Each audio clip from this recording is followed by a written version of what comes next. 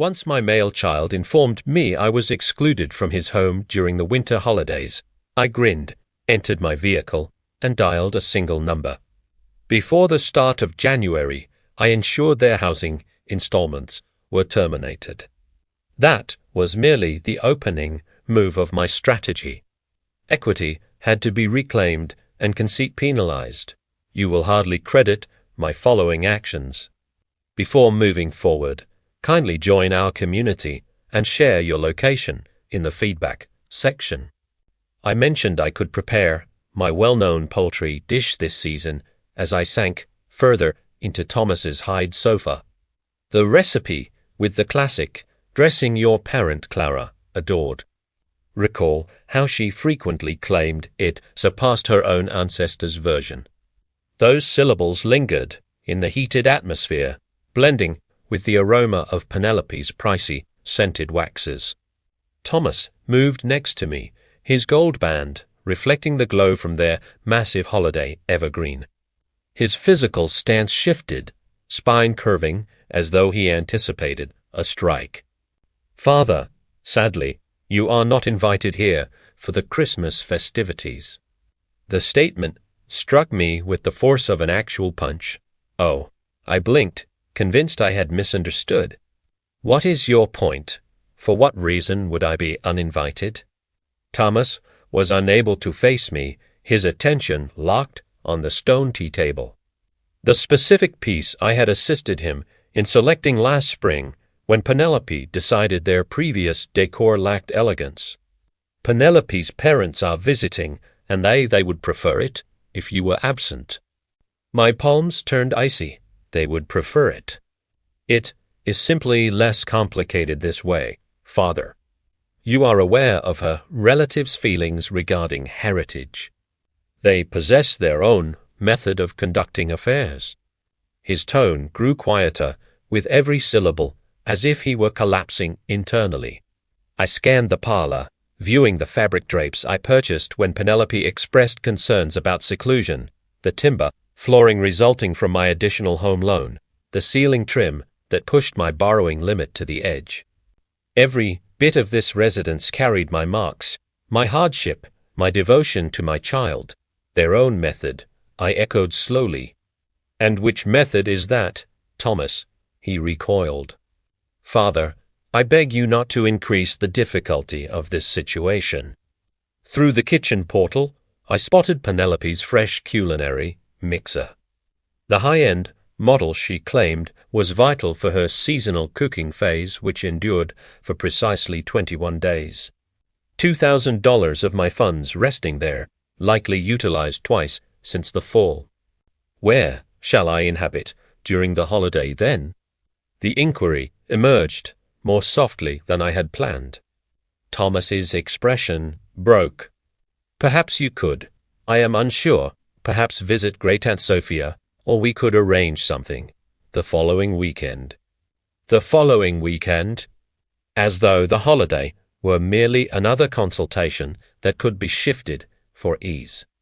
I stood, my joints aching after 8 years of enduring this weight in solitude. "I comprehend. Father, stay." However, I was already heading for the exit, passing the ancestral snapshots, where my image became smaller and more distant in every display, passing the closet containing Penelope's myriad coats. My hand gripped the knob, firm and chilly beneath my skin. "Son," I remarked without looking back, "inform Penelope's relatives," I said, "happy holidays." The wintry air struck my skin like a blow as I headed toward my pickup. Behind me, I heard Thomas call my name once, then the quiet snap of the entrance shutting, definitive, absolute. I remained in the pilot's seat for a bit. Motor stopped, observing the festive bulbs glowing in the windows of residences I would never be accepted in. My cellular vibrated, likely Thomas attempting to fix things with hollow oaths and shame. I ignored it. Instead, I engaged the ignition and steered into the gloom, departing the warm radiance of the dwelling I had purchased, yet would never belong to. The blower droned against the winter chill as I steered through the known paths toward my house. West Hills expanded around me, every corner of the district holding visions of the individual I used to be. The one who trusted that kin meant everything, who would provide his final cent to witness his son's joy. That individual was a simpleton. I paused at the stoplight on 29th and Main, watching a youthful parent pack seasonal gifts into his wagon. His offspring pressed their faces against the pane, respiration clouding the glass with joy. Long ago, that had been Thomas and myself. Prior to Penelope, prior to me becoming nothing more than a mobile cash point with bothersome feelings. The figures began spinning through my mind like a malfunctioning gambling machine, 2,800 every month. For 5 years, my adding device had ceased attempting to rationalize it last spring when I had finally totaled the sum. $140,000. More funds than Clara and I had collected for our whole retirement. Vanished, merely vanished. I hit the gas harder than required as the signal turned emerald. The pickup answered with a snarl that mirrored my temper. Fifth Road, that was where I had refinanced my residence. Our residence, Clara's and mine, to fund their initial installment. The credit employee had observed me with sorrow I had not understood back then. Mr. Sterling, are you certain regarding this? You are risking a great deal for another person's asset. Another person's asset, not my son's destiny. Not my kin's safety. Another person's asset, Maple Street. The institution where I had obtained a second debt when Thomas became unemployed 24 months ago, merely fleeting, father.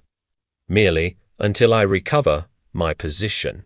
Penelope had stood behind him, a $700 bag hanging over her limb, nodding with pity, while mentally assessing how much my despair was worth. 0. As it happened, my despair was worth 0 to them. I steered into my path, the one with the fractured masonry I could not afford to mend, because every extra dollar vanished into their flawless suburban mirage. The entrance bulb blinked, another fix I had been delaying. Inside, the house felt vacant without Clara's mirth, without the heat of family reunions that would never occur again. My phone rang as I struggled with my door openers, the sharp noise bouncing off the bare partitions. Penelope's name appeared on the device, likely wanting to clarify why I was insufficient for her parents' fragile sensitivities. Ideal timing. I had been waiting 5 years for this interaction. I picked up on the 4th chime, making her wait just long enough to speculate if I would answer. Henry, Penelope's voice flowed with deceptive kindness, the identical pitch she employed when requesting me to pay their utility bill or estate levies.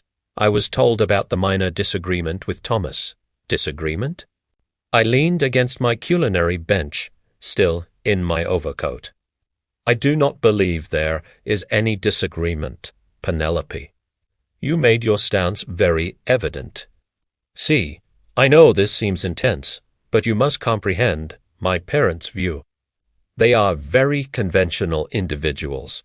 They anticipate a specific mood during the season. A specific mood, I echoed. And which mood is that? A gap. I could hear paper sacks crinkling in the distance. Likely utilizing funds that should have paid their housing bill. Funds that were my duty, evidently. Well, they are unaccustomed to your style of cookery. All that pungent ethnic cuisine and noisy tunes. And honestly, Henry, they are scholarly people. They anticipate dialogues regarding current affairs, books, creativity, you understand. The phrase is struck with more force than a physical punch. 8 years of holding my tongue, of accepting disparagement for Thomas's benefit, of acting as if I did not see the way she viewed me like some sort of servant. My style of cookery. My tone remained flat, steady. You mean the meals you consumed every Sunday for 3 years when funds were low. The traditional roles you said reminded you of your relative. That was different. We were thankful back then, but currently with my folks. Currently with your folks. You cannot have the common labourer shaming you at your elegant banquet table. The fake kindness vanished. Do not be theatrical, Henry. This is not about heritage. It is about status. My sire finished top of his class from State University. My mother communicates in 4 tongues. They spend summers in the elite coastal towns. What precisely would you add to mealtime talk? Anecdotes regarding floor tiles. Heat surged in my chest, yet I kept my pitch firm. I created a firm from zero after your spouse's grandfather passed. I have hired over 50 individuals. I have contributed more in levies than your sire earned in his peak year. Funds are not everything, Henry. Pedigree counts. Schooling counts. And frankly, Clara grasped her position better than you grasp yours. The connection went silent. She had bypassed the boundary. The boundary I did not even realize was there until she had marched across it in her high-priced footwear. What did you remark regarding my spouse? I am merely stating she understood how to assimilate better. She did not cause trouble. She grasped that certain environments were not for her. My grip tightened on the device until my joints went pale. Clara possessed more dignity in her pinky than your whole lineage will ever own. Oh, stop. She was a cleaner who found fortune. At least she had the wisdom to stay silent regarding it. Penelope, my tone sank to something I did not acknowledge. I want you to attend very closely. This interaction is finished. We are done acting like a family. You cannot. Just we are finished. I echoed and terminated the link. I placed the device down, gently on the bench, my palms remarkably firm. Around me, the kitchen felt altered, tinier, yet somehow more organized, as if a load had been removed from the atmosphere itself. I paced to my station in the corner, retrieved the folder I had been avoiding for months. Account logs, mortgage records, 5 years of preset payments that had drained me while they resided like monarchs. Moment to halt the outflow. Part 4. The initial choice, terminating the mortgage. The papers spread over my kitchen surface like proof at a legal scene. 5 years of account logs, each showing the same preset gift. $2,800 on the 15th of every month, departing my fund into theirs. A data trail of my own lack of sense. I grabbed my adding machine and began totaling. The first 12 months, $33,600. The second 12 months, another $33,600. By the third cycle, I had ceased buying myself new attire. The fourth cycle, I had started buying at bargain food markets. This cycle, the fifth, I had been consuming basic nut butter rolls for midday meals to survive. $143,000 for $100. Not totaling the initial payment. Not totaling the moments I paid their power when Penelope's retail habit went wild. Not totaling the fresh shingles, the garden work, the decor that was vital for their image. I reclined in my seat, viewing the figures until they blurred. Clara's life benefit money, my pension funds, the education savings we had initiated for descendants I would apparently never be permitted to see. Alors feet gone, channels error was veil. I grabbed my device, went through my contacts until I located the number for my institution. The voice machine provided choices in English and Spanish. How considerate. How helpful to individuals like myself. Help desk. This is Sarah. How may I assist you this day? I need to stop a preset gift, I remarked, my tone firmer than it had been in years. Certainly, sir. I will require your fund number and some check data. I gave the figures, watched her input in the distance. expert, swift. No criticism about why a 62-year-old male was stopping gifts to what was likely his son's house loan. I see the gift you mean, Mr. Sterling, 2,800 monthly to Global Bank. Fund ending in 7 for 2-3. How long have you been sending this gift? 5 years. The syllables felt sharp, and you wish to stop it starting now. I scanned my kitchen at the old machines I could not afford to swap, at the partitions that needed paint, at the panes that let in cold air, because I had utilized my house repair funds on someone else's manor. Starting now, I confirmed, done. The gift has been stopped. Is there anything else I may assist you with this day? No, I remarked, shocking myself with how pleasant the word felt. No, that is all. I disconnected and sat in the sudden stillness of my residence. Outside, winter gloom was descending over the city, festive lights glowing in panes where families met without rules, without criticism, without the requirement to mask who they were.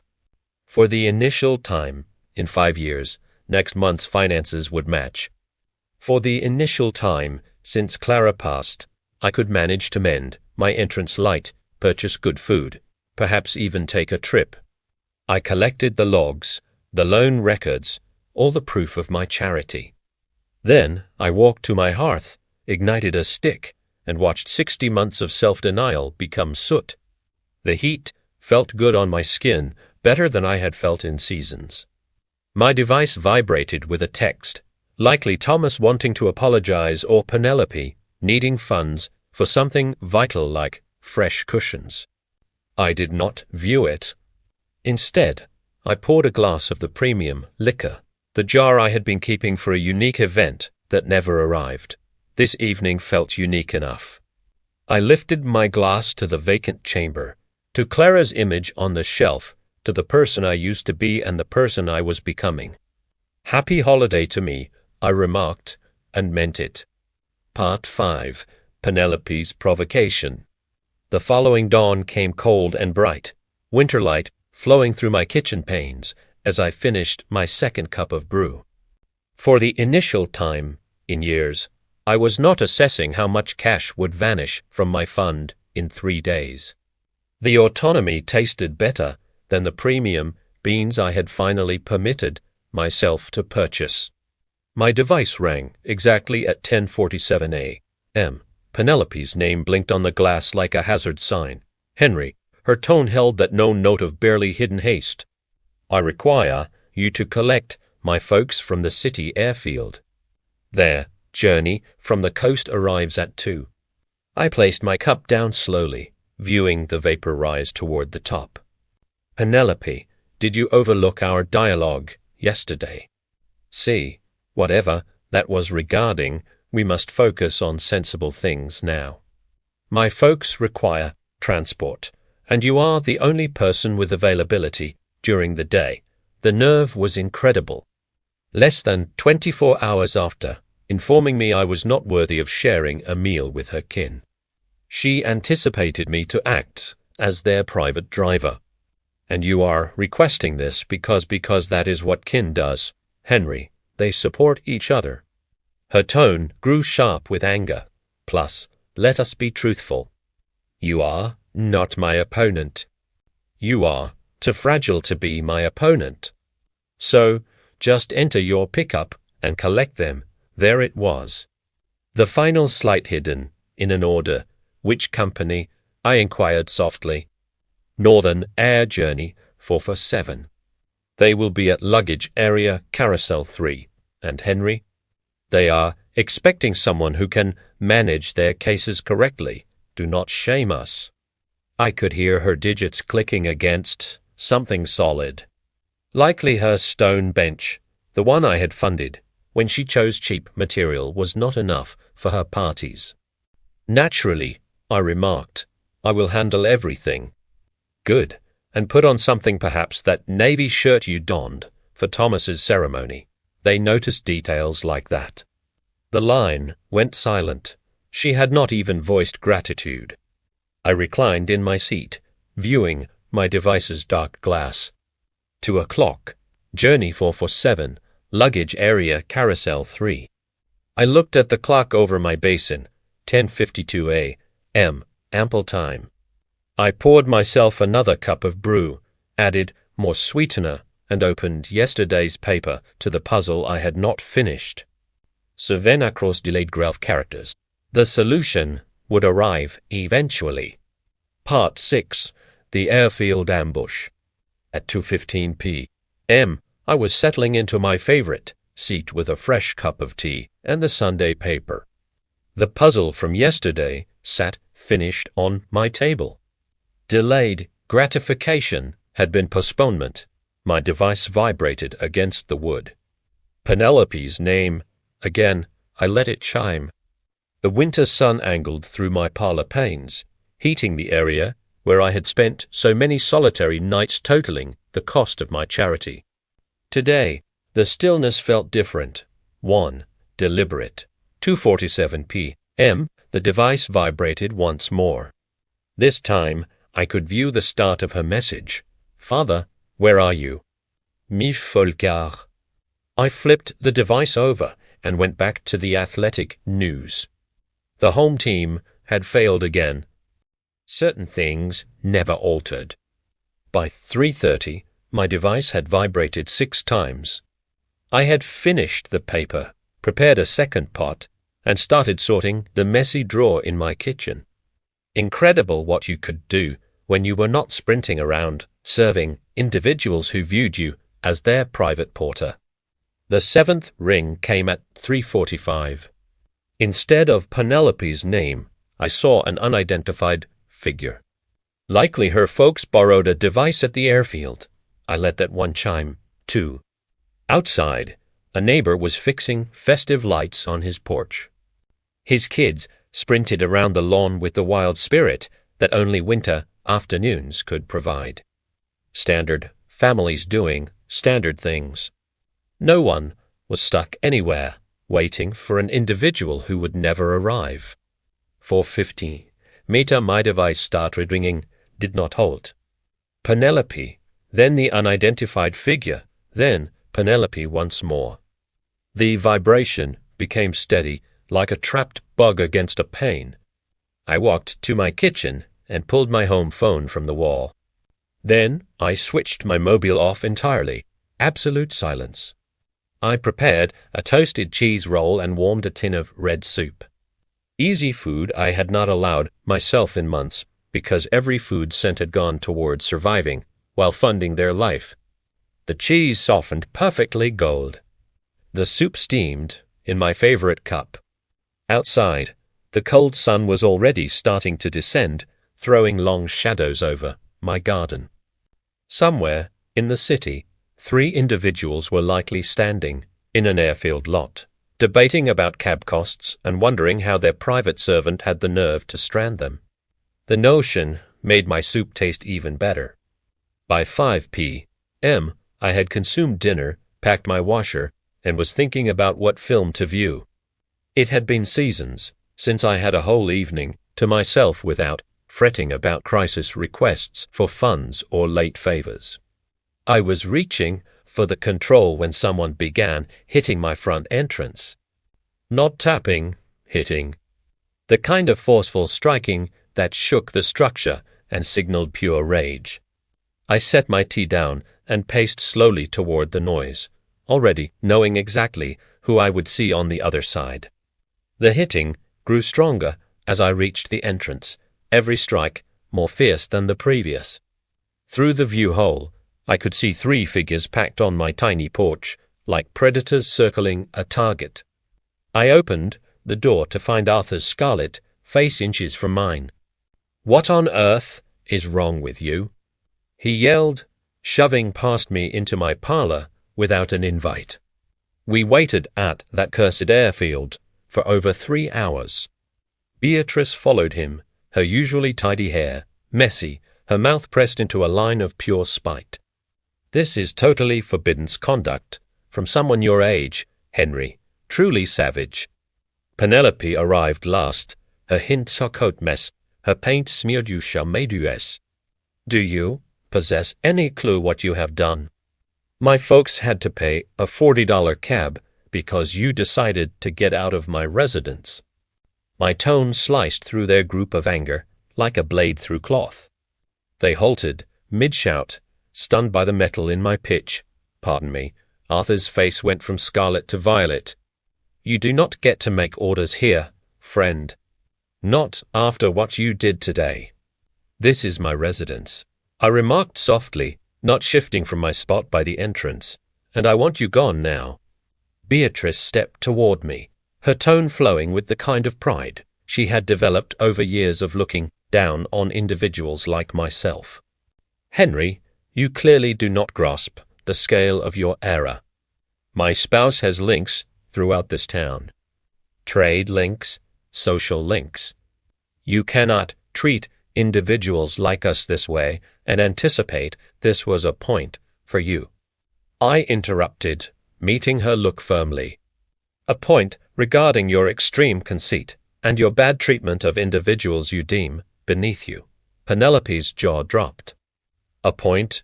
Who do you think you are to teach anyone anything? You are a nobody. I am an individual who finally ceased being your private fund and cab firm. I stepped to the side and held the door open further. The point is over. You may depart. Arthur poked a digit toward my chest, yet did not quite risk touching me. You have no clue who you are bothering, old man. I have been in this town longer than you have been using its air. Premier que nos people vado can make very tough. Is that a warning, Mr. Arthur? It is a vow. His tone sank to a dark whisper. You think leaving aged people at an airfield is just something you can do without payback.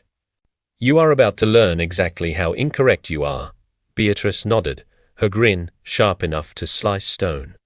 Truly, deeds have paybacks, Henry, and yours will be quite public. Penelope gripped her sire's arm. Father, let us just depart. This sad old male is not worth our effort. They marched out of my residence like a beaten troop, but Arthur turned back at the edge. You will moan this, he remarked. I guarantee it. I shut the entrance behind them and turned the lock with a pleasant click. Through the pane, I viewed them enter their hired vehicle, still debating among themselves as they steered away into the winter gloom. The residence felt tidier with them gone, as if their presence had left a mark that was only now fading, but their final syllables echoed in the sudden stillness. Public paybacks, vital people, links. I paced back to my parlor and grabbed my tea, still heated in its cup. For the initial time in this whole conflict, I felt something that might have been worry, but it was buried by something much more powerful. Expectation. 3 days later, I was enjoying my early brew and viewing the local gazette. When I saw my own image looking back at me from page 3, the title stated, Local tradesman strands age duo at airfield during festive gale. My palms went still around the mug. There I was in grey and white, an old shot from my firm's page, likely 5 years out of date. Below it, a narrative that made my blood freeze and my anger rise in equal amount. Arthur and Beatrice, visiting their child for the holiday, were left stuck at the International Airfield for hours Sunday, when kin member Henry Sterling failed to show for a set pickup. The duo, both in their late 50s, waited in freezing levels as a gale alert was issued for the area. Gale alert. It had been 52 degrees and bright. We could not credit someone would just strand us like that, remarked Arthur, a retired finance head. We dialed often, but Mr. Sterling never picked up his device. We were forced to take a pricey cab in risky weather states. At our cycle, this kind of treatment is not just rude, it is risky. The piece went on with lines about my habit of strange conduct and worries about my mental state. Arthur had depicted himself and Beatrice as helpless targets of a mean old male who had suddenly snapped without reason. No mention of the holiday, meal refusal, No detail about Penelope's orders or their years of money-taking. Just me, the criminal who stranded poor aged visitors during a storm that lived only in Arthur's mind. I set down my brew and read the piece again slowly, then a third time. The writer was Eleanor Vance, style head. I did not know the name, but I knew the plan. Arthur had used favors, utilized his finance links to get this narrative placed exactly where it would do the most harm to my name. Clever, very clever. For the initial time since this whole conflict began, I felt a slight respect for my foes. They were not just spoiled adults having fits. They were tactical, planning. They grasped that in a tiny town like this, name was everything. One well-placed paper piece could ruin decades of tough effort. They started total combat. I folded the paper gently and set it aside, my spirit already moving into the logical planning style that had created my firm from zero. This was not about airfield pickups anymore. This was not about holiday, meals, or loan gifts. This was about triumph. I opened my machine and began entering names into search sites. Arthur, Beatrice, Penelope Sterling, their social pages, their links, their routines, their flaws, everything they had foolishly made known over the seasons. If they wished to play strategy, I would show them what a real planner looked like. I looked at my wall tracker. December 18th, 7 days until the holiday. 7 days to plan something they would never overlook. I spent the following 3 days inhabiting a different world. Not the world where I was Henry Sterling, the broken old male who let his kin step on him. This was the world where I was Henry Sterling, tradesman, tactical mind, someone who had created something from zero and was not about to let a group of spoiled parasites ruin what I had worked 40 years to create. My machine became command center. Social pages filled my tabs like cards in a high-risk match. Arthur, retired bank head, member of the elite club, leader of the regional trade group, a male who had spent his path in spots of trust and power, a male with a lot to drop. Beatrice's images showed a perfect view of high living, charity meals, wine tests, travel shots from the lake marked with lucky life. Every post carefully picked to show success and class. Remarks from peers praising her fine style and moving life. All created on other people's funds, including mine. Penelope's social wall told the true narrative. Posts about our lovely residence with shots of the kitchen I had funded. Check-ins at pricey cafes during the months when I had paid their power bills. A post from last week. So thrilled for holiday, meal with kin, cannot wait to show our hosting talents. Our hosting talents, our residence, our success, the ego was amazing. But it was Thomas's career page that gave me the last item I required. His recent links showed a new person. Eleanor Vance de Gazette, the same Eleanor Vance who had written the attack piece about me. I leaned back in my seat, viewing the proof spread over my glass. These individuals had made 3 vital errors. First, they had ignored my power completely. Second, they had gone public with their strike, which meant I could go public with my answer. Third, they had recorded their whole lucky life on the web, creating a perfect list of fakes. I clicked through to Eleanor Vance's page. 43 years old, media, degree from the university.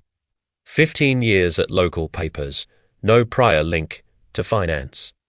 Which meant Arthur had contacted her out of nowhere, likely through someone he knew from his trade circle. A 5-minute search through local trade books confirmed my guess. 3 common links between Arthur and Eleanor's chief.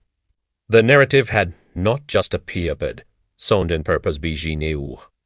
I opened a new file and began writing. Not an answer to their media strike, something much superior. A log, 5 years of money support shown with fund logs, bills, and stopped checks. the initial fund for their residence, 47,000 from my home debt.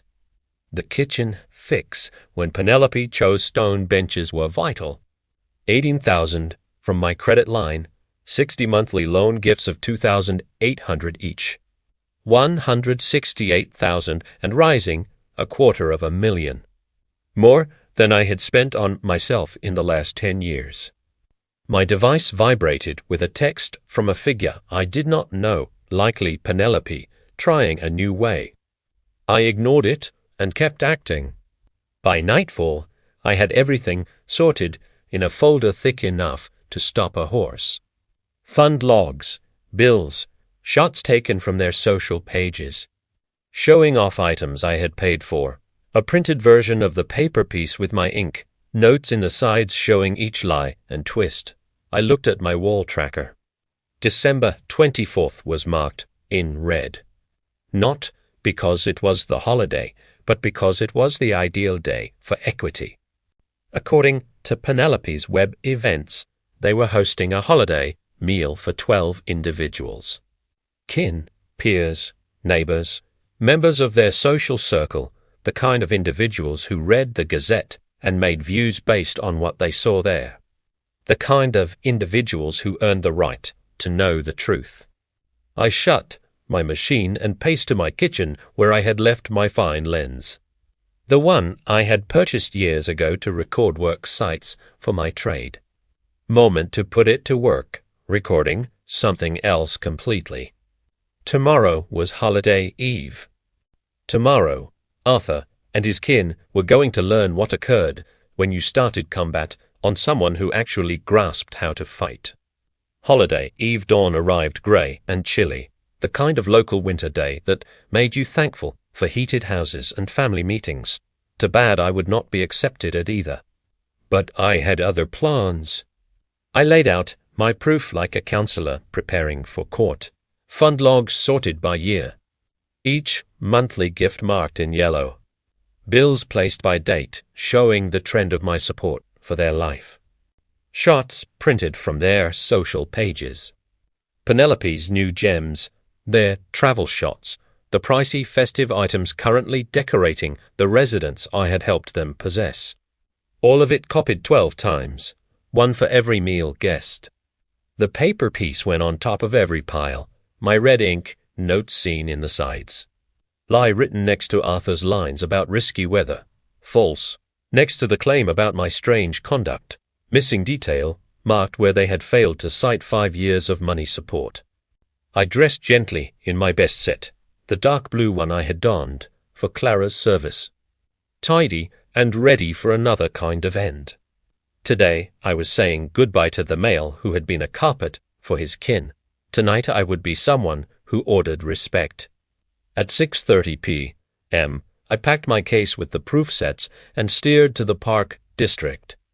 There, residents shone with warm light, vehicles filling the path and lining the lane. Through the front panes, I could view figures moving around the eating chamber, Penelope acting host in the residence my funds had helped them buy. I parked across the lane and checked my dial, 6-40-5, ideal timing. Late enough that everyone would be seated for the meal. Early enough that they still be on the main dish, no simple flight for anyone. The front entrance was unlatched. Naturally, it was. Penelope loved to show how safe their district was, how they did not need to fret about safety like people in hard areas. I entered quietly, the warm air hitting my skin along with the noises of mirth and talk from the eating chamber. And then Beatrice remarked, "But dear, that is not how we conduct things in our family," someone was stating, followed by more mirth. Our family after everything they had done to keep me from it. I paced into the eating chamber, holding my case, 12 faces turning toward me with looks ranging from shock to dread. Penelope stopped with her wine glass halfway to her mouth. Thomas's face went white. Arthur and Beatrice looked like they had seen a spirit. "Good evening, everyone," I remarked calmly, placing my case on their stone stand. "I hope you do not mind me joining your holiday party, Penelope, She found her tone first. Henry, this is totally wrong. You need to depart right now. Actually, I remarked, opening my case and taking out the first pile of sheets. I think your guests deserve to grasp who really paid for this meal, this residence, and this life you have been showing off. A woman I did not know, likely one of Beatrice's charity peers, leaned forward with wonder. What is he stating, Penelope? He is having some kind of fit, Penelope stated quickly. Thomas, dial someone. But I was already moving around the board, placing a set of records in front of every guest. Here are the fund logs, I remarked socially. 5 years of money support, 168,000 in loan gifts alone, plus the start fund, fixes, decor, machines, everything you view around you. The chamber went silent except for the noise of sheets as 12 individuals began viewing the proof. I watched their faces shift as they took in the figures, the dates, the clear proof of my charity, and their lies. This is, one male began, then halted, viewing an account log. Shocking, finished the woman across from him. Penelope, why did you not tell us any of this? Penelope's perfect mask was breaking. It is more complex than it looks. Henry offered to assist us. We never requested. Actually, I interrupted, and taking out the paper piece. Let us talk about what you did request for and what you told the media regarding me. The level in the chamber seemed to fall 10 degrees. I placed copies of the paper piece on the board, watching as the meal guests recognized my shot from the bad narrative that had run 3 days prior. Now, I remarked, my tone carrying clearly through the sudden stillness, etc. Arthur's face had gone from scarlet to dark. Beatrice sat stiff in her seat, her wine cup mist in her hand. Mr. Arthur here utilized his finance links to plant this narrative. I went on hitting the paper. See how I am shown as unstable and risky, leaving poor aged people in cold weather. A grey-haired male in a pricey knit looked up from the piece. Arthur, what is this regarding? The weather was 52 degrees and bright, I remarked before Arthur could answer. And they were not stuck visitors.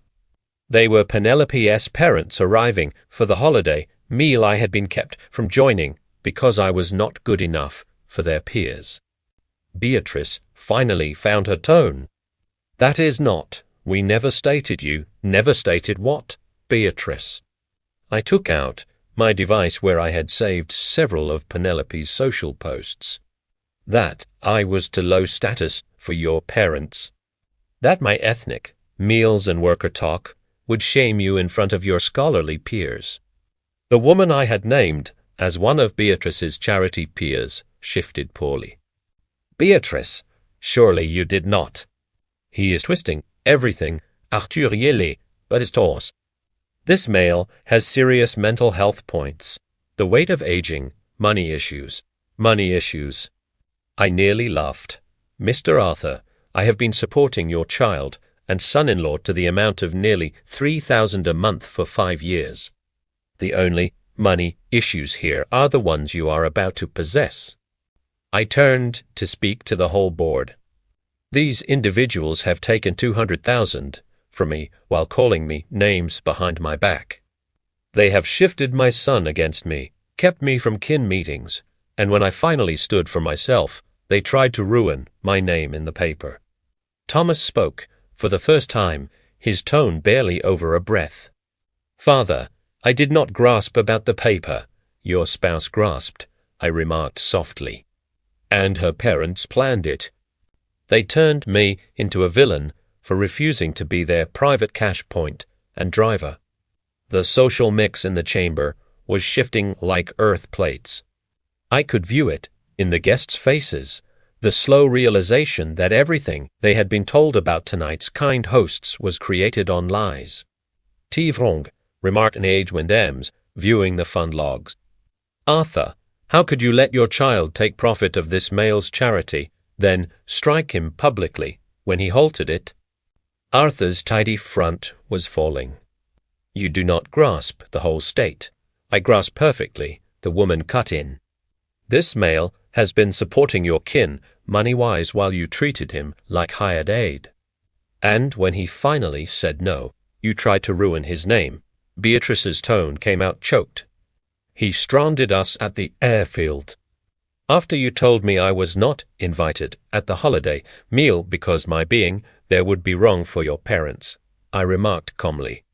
After 60 months of paying their costs, while you looked down on me for my roots and schooling level. The stillness was heavy. 12 individuals viewing Arthur and Beatrice with looks ranging from hate to shame for having linked with them. Penelope made one last frantic try to lead the story. Everyone, please. This is a kin point that has gone too far. No, I remarked firmly. This stopped being a kin point when you made it public. When you used the paper to strike my person, when you chose my name was okay loss for your pride. I looked around the board at faces I did not know but who now grasped exactly who I was.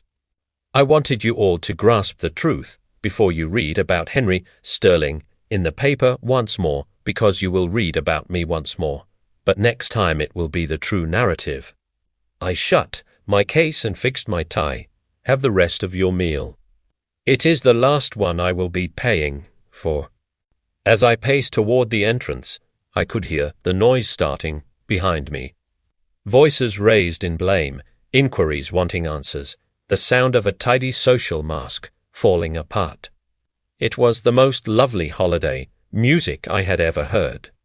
The letter came on a Tuesday dawn in March, sent by marked mail with the weight of legal results behind every syllable.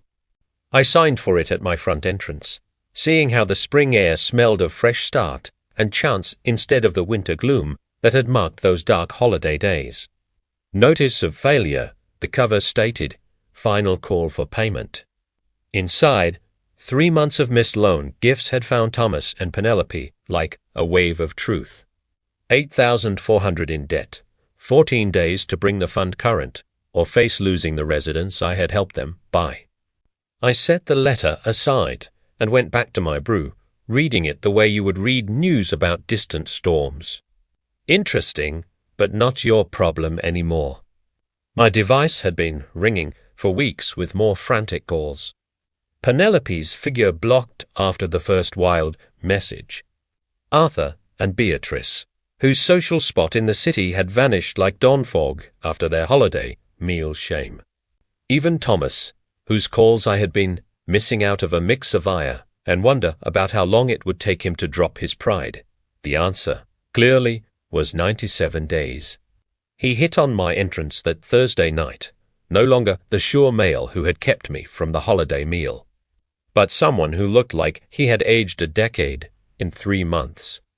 Dark rings under his eyes, his pricey set messy, the scent of fear sticking to him like cheap scent. "Father," he remarked when I opened the entrance. "We need to speak." I stepped aside to let him in, seeing how he looked around my residence like he was seeing it for the first time. The new decor I had purchased with my first loan-free check. The fresh paint on partitions that had not been fixed in 8 years, because every extra dollar had gone to his life. The fixes I had finally been able to manage, now that I was not funding someone else's goal. "Fine spot," he remarked softly. "It is what occurs when you spend funds on yourself instead of individuals who do not value it," I answered, sitting in my new seat. "Coffee." He shook his head, sitting on the edge of my sofa like he was scared to be cozy. "Father, I need you to grasp how regretful I am about everything. Oli demil the bestanelli. The way we treated you. Proceed. I did not grasp about Arthur planting that narrative. I vow I did not. When I found out, he ran his digits through his hair. Lord, Father. The things they remarked about you behind your back, the way they spoke about our kin, about Clara's spirit. My mouth tightened at the mention of Clara, but I kept my tone flat. And what exactly did they remark about your parent? That she grasped her spot better than you grasped yours. That she understood limits. He could not meet my look. I should have stood for you. I should have stood to them years ago. Yes, I remarked simply, you should have. We sat in stillness for a long bit, the weight of 60 months of errors filling the gap between us. Outside, I could hear my neighbor cutting his grass. The standard noises of a standard Thursday night in a standard district where sons did not keep their fathers from the holiday meal. The residence is being lost, Thomas remarked finally. I grasp. We cannot make the gifts without. He halted, seeming to see how that sounded. Without my aid, I finished. Without the funds I was sending every month, while you let your spouse's kin treat me like trash. I grasp how it looks, Thomas. I leaned forward, making sure he was viewing me. Do you grasp how much funds I sent you over 60 months? He nodded sadly. Penelope totaled it after the holiday, the loan gifts, the start fund, everything else. Over 200,000. 237,468. Première fixed. I grasped the true sum because Finley did something I should have done ago. Première dedita pis Facebook. Father, I am so regretful. I do not know how to mend this. You cannot mend it. Son, that funds is gone. But more vital, those years are gone. 60 months when I could have been creating a bond with you instead of funding your spouse's dream life. I grasp that now. He looked up at me with something that might have been hope, but perhaps we could begin again. Perhaps there is a way too. Are you requesting me to start the loan gifts again? The hope died in his eyes. We are going to lose everything, Father.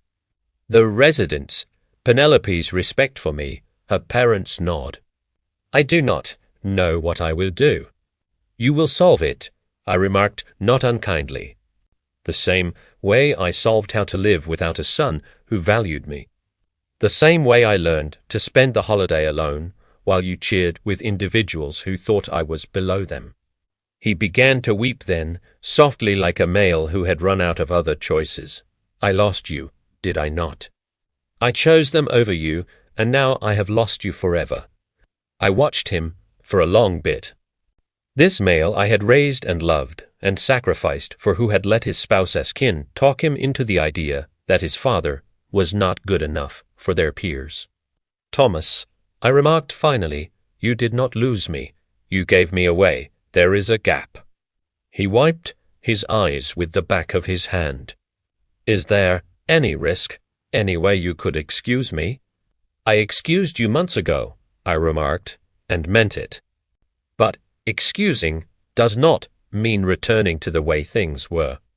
It does not mean acting like this did not occur, or that I am going to start paying for a life that came with the rule that I would be thankful for bits of your time. Then what does it mean?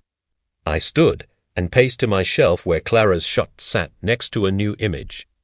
Me with Sophia and her kin at spring meal, the first holiday I had spent with individuals who actually wanted me there. It means that, if you want a bond with me, you will have to create it from zero. It means showing me respect instead of wanting me to earn it. It means making picks based on what is right, not what is easy. I turned back to him. And it means that the next time someone, your spouse, her parents, anyone, tries to keep me from kin meetings, you will recall who actually acts like kin. He nodded slowly, grasping perhaps for the first time that respect was not something you could assume. The residence, he inquired softly, is not my problem anymore. I sat back down, feeling lighter than I had in years. You are a grown male. Thomas, solve it like grown males do. Get a task that pays enough to cover your costs. Sell the residence and buy something you can manage. Stop living past your means and expecting other individuals to pay for your picks. He stood slowly, his spine straight for the first time since he had come, You are right about all of it. I grasp. He paced to the entrance, then turned back. Father, for what it is worth, seeing you stand for yourself at that meal. I was proud of you and shamed and irate, but proud, too. Good, I remarked. Perhaps there is hope for you yet. After he departed, I poured myself a glass of the fine liquor and stepped onto my back porch. Spring was coming to the city, the trees starting to bloom, the air heating with vow. In 4 months, Bisixler had been gone for a year. I had lost 5 of those years being a carpet for individuals who did not value sacrifice. I was not planning to lose any more. My device vibrated with a text from Sophia. Meal Sunday, the kids want to show you their school work. I grinned and typed back, would not skip it. True kin, it turned out, was something you found with individuals who actually wanted you there. Everything else was just pricey drama, and I was finished buying seats to plays where I was not welcome on the boards. The liquor tasted like autonomy, and the future looked exactly as bright as I was willing to make it. If you enjoy this narrative, please like this clip, join the community, and share your thoughts on this narrative in the feedback. To hear the following narrative, click on the square on the left. Gratitude for viewing.